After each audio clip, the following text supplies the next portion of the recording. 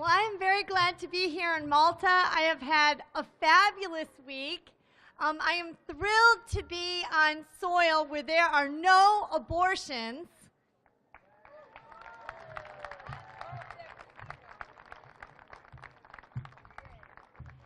If you are 100% pro-life, with no exceptions, no compromise, without discrimination, let me hear from you. Thank you. Thank you so much. Thank you for recognizing that I did not deserve the death penalty for the crimes of my biological father.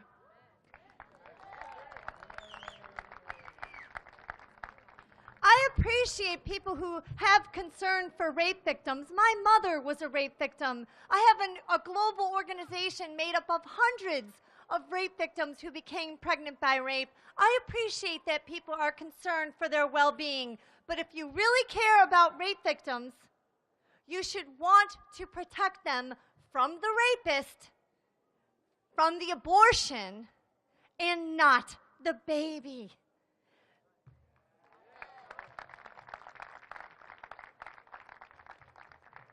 The truth is that an abortion is not the worst thing that could ever happen to a rape victim. An abortion is. Rape victims are 4 times more likely to die within the next year after the abortion. It helps perpetuate abusive situations. They have a higher murder rate, a higher rate of suicide, depression, and on and on. But people just assume otherwise. The abortion rate for rape victims in the United States is half of the average unplanned pregnancy. Today, nationwide, over 50% abort in the United States. Only 1% choose adoption today. Over 1 million women are aborting in the United States. Over 85% of them are being coerced into aborting. To be pro-woman is to be pro-life.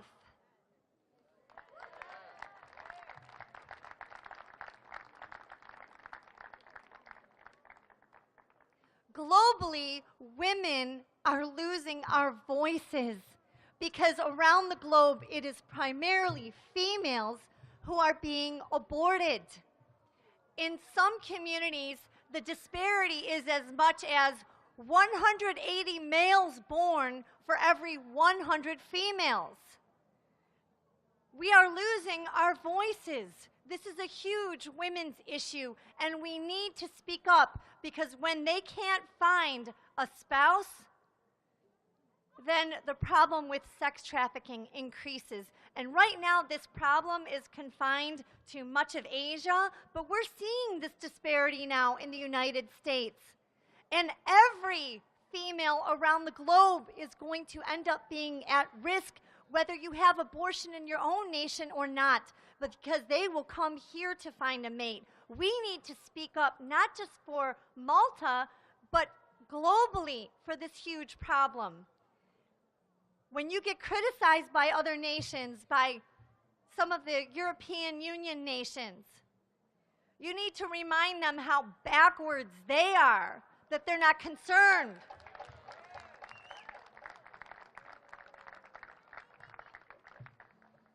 Now, I'll share with you a little of my own story. I think some of you might have heard some of my story in the media this week.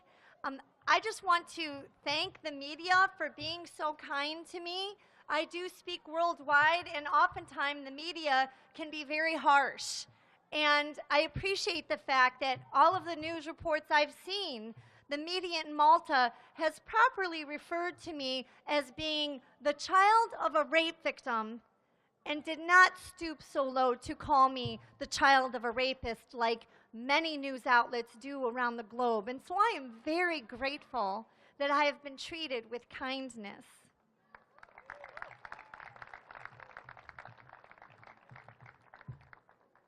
My story is that I was adopted, and my birth mother was abducted at knife point by a serial rapist and brutally raped, and that is how I was conceived. I met her when I was 19, and she was very happy to meet me. She sent me a beautiful letter telling me how precious I am to her as she is to me. We had a glorious reunion, but when I asked her about abortion, she told me the truth, that if it had been legal in my home state of Michigan at the time, that she would have aborted me. And she told me that it should have been my right. She actually went to 2 illegal abortions, and I was almost aborted. But the back alley conditions and the fact that it was illegal caused her to back out, as it did with most women. 6 years later, my birth mother changed her mind about abortion. And today, we are both thankful that we were both spared from the horror of abortion.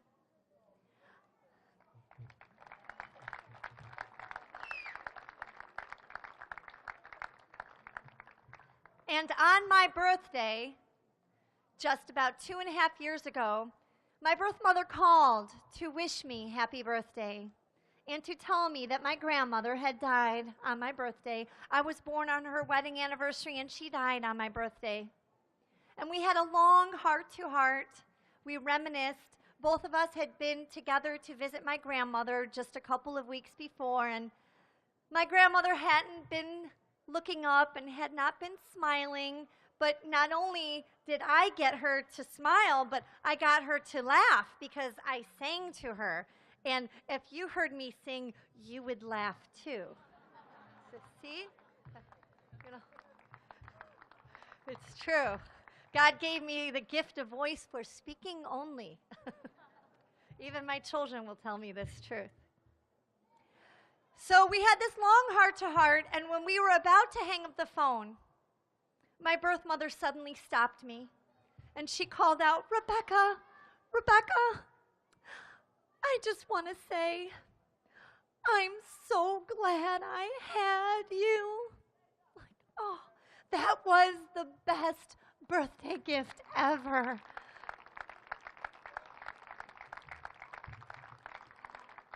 More than 4 decades after she had sought to kill me. More than 2 decades after she had been telling me it should have been my right. She was able to say these words to me because that's what legal protection of unborn children does.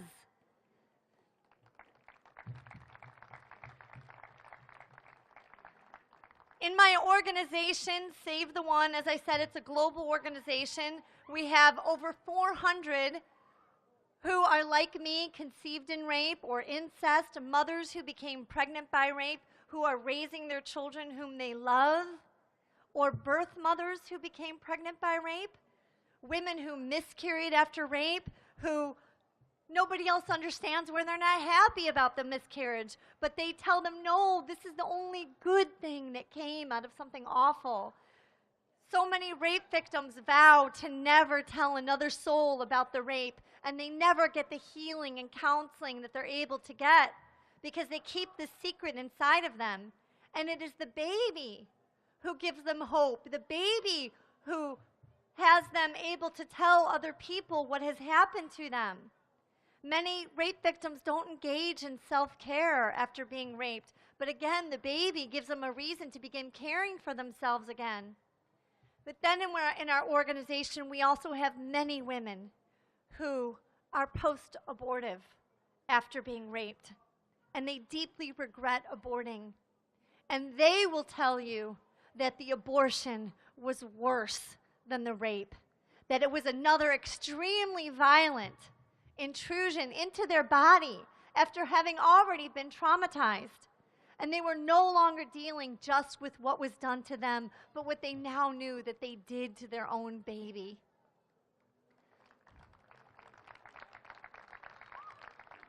And these women are precious to me. I've had many women come to me and confess their abortions to me and then ask me, "Do you forgive me?" And I have to tell you, I don't feel that it's my place because I'm not condemning them. But I know why they're asking me.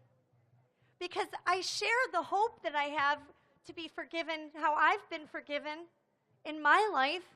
And I share this hope with them, and I ask them questions, do you believe that God forgives you? And many of them say, reluctantly, yes, and then, but I realize what they really want to know, why they're asking me if I forgive them, is because they see me as sort of being a surrogate. And as someone who was targeted for abortion and almost aborted, I know that these women think that if I can forgive them, then maybe, just maybe, their baby will forgive them.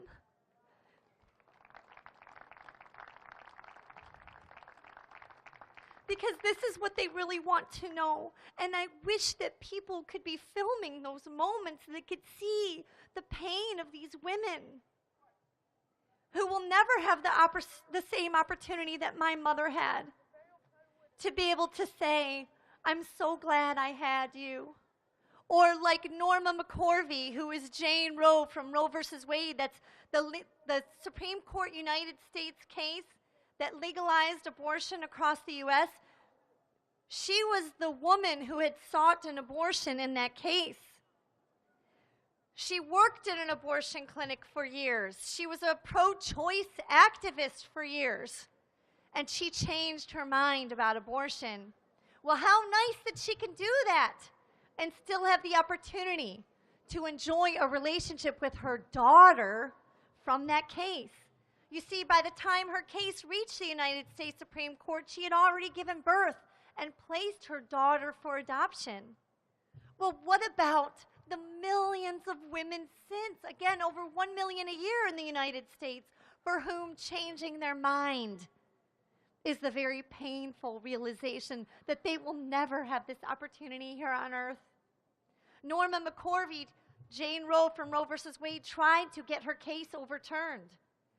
And she signed an affidavit, a sworn affidavit under oath, to the United States Congress explaining that her lawyers told her to lie and to say that she was gang raped by 5 men, telling her that this would make her case stronger.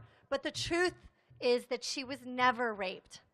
And this is another problem of what will happen if you legalize abortion for rape in Malta.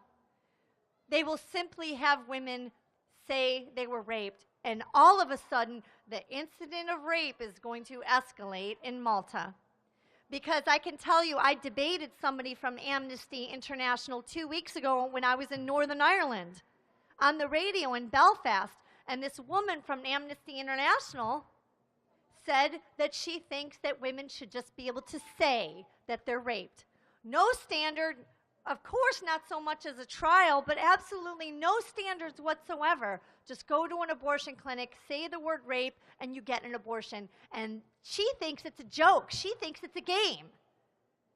But their goal is abortion on demand for any reason through all 9 months of pregnancy. Do not let this be so in Malta.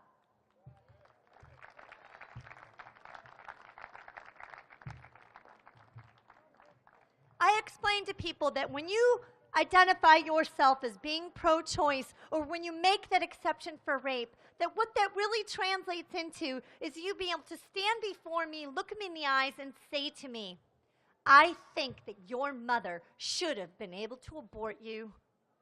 That's a pretty powerful statement. I would never say that to someone. I would never say to someone, if I had my way, you'd be dead right now. But that is the reality with which I live. It's like, describe for me how it's not. And I can tell you that it hurts, but I know that people don't put a face to the issue. And I hope that my story and the hundreds of stories from Save the One can help to put faces, voices, and stories to this issue. Well, in response, I'd have some people say to me, I'm not saying that I think that your mother should have aborted you. I'm just saying I think it should have been her choice.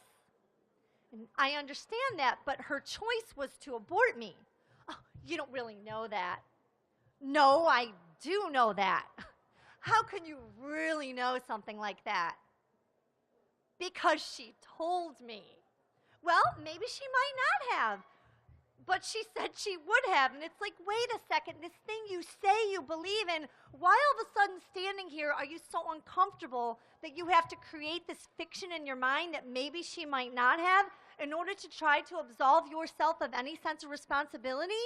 The fact is that I am alive today. I wasn't killed because of pro-life activists, voters, leaders, legislators in Michigan who, without even knowing of my exact existence, yet recognized that mine was a life worth saving. And they did so by making sure that abortion was illegal in Michigan, even in cases of rape. 100% pro-life, no exceptions, no compromise. They are my heroes.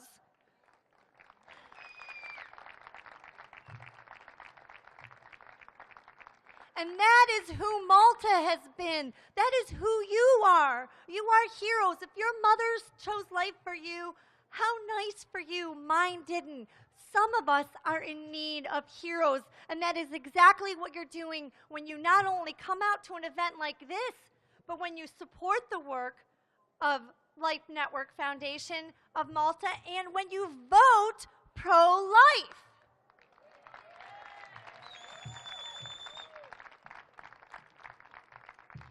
How you vote determines whether you're a hero, because some of us are in need of protection. Well, every now and then on university campuses, I'll have someone say to me, they'll raise their hand during the question and answer period, and they'll say, yeah, I just want to say I have no problem looking you in the eyes and saying to you that I think that your mother should have been able to abort you, and I fully understand that that would mean that you'd be dead right now. Yeah, I just want to say I have no problem doing that. Like, wow, here's someone who, out of their care for women, that they would say such a thing to a woman like me? Can you feel the love? Because I'm not feeling it. And that's the thing, is that they always talk about how much they care about women, and I challenge them, hey, I'm a woman, now tell me, what good is my right to anything as a woman if I don't have my right to life? Because all other rights are worthless. It is a prerequisite to enjoying all other rights. Well, the other day, I debated some guy named Ramon, who apparently writes in the local newspapers quite a bit. He heads up the Humanist Society, and I was told that, he was somewhat of a bully and, I don't know, perhaps kind of a lion. And, honestly, I thought he was more of a mouse when I met him in person. He was not really a formidable opponent, in my view, but he literally just denied that there's even a life there. I mean, completely against science. As an attorney, I represented the mother in Michigan's frozen embryo case. It was the first of the kind in the nation, or first of the kind in Michigan, third in the nation. A mother and father had a dispute over these embryos. The father wanted them killed, and the mother wanted them to have an opportunity to be born. And the IVF doctors in the fertility clinic testified at deposition that from conception, they are literally living human beings, and male or female, and ascertainably so. So we're not even talking about an it or an inanimate object, but sons and daughters, brothers and sisters. And I explained to this humanist, pro-choice humanist, I explained to him that the doctors testified that they introduced the egg and the sperm, and a day later they have to ascertain how many have been created, because they can't create children. They can just introduce the egg and the sperm, and then they have to next ascertain how many are living and how many are dead, because it's not a good environment and not all of them make it. And they have to be certain that they are only transferring living human beings into a woman's uterus, or they're not going to make any money. Okay, you understand? And if they're transferring anything other than living human beings into a woman's body, they're going to end up in a lot of trouble. So their entire industry is dependent on the fact that these are, in fact, living human beings. And not what this guy suggested, that they're not even alive until 20 weeks when there's brain activity. I don't know if you all saw this within the last month. A couple weeks ago, a new scientific study shows that the baby's heart starts beating as early as 16 weeks. As 16 days. They used to think that it was 24 days. Now science shows 16 days. And so, yes, that would have been me that my birth mother would have killed. A living human being, and would have stopped my beating heart. I'll share one last story. My daughter, she's 9 years old, my youngest of 5. My 2 oldest are adopted, and I had a baby with special needs who we were adopting. We now have 3 biological daughters as well. And my youngest daughter, Contessa, asked me how to spell the word conceived. And I thought, why do you want to know how to spell conceived? And she said, it's a surprise. I'm writing a book. And so she writes this little book, and she staples it, and this is what it says. 6.5 years old, this is what it says. Conceived in rape is not bad because that's my mom.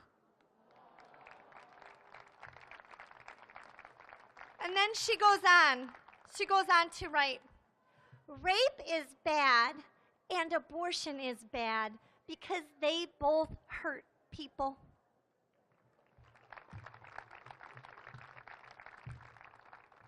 If you can remember just that alone, you know how to defend our lives.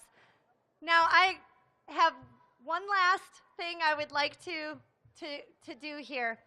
And let me see a sign of, a show of hands. How many of you believe in the hereafter?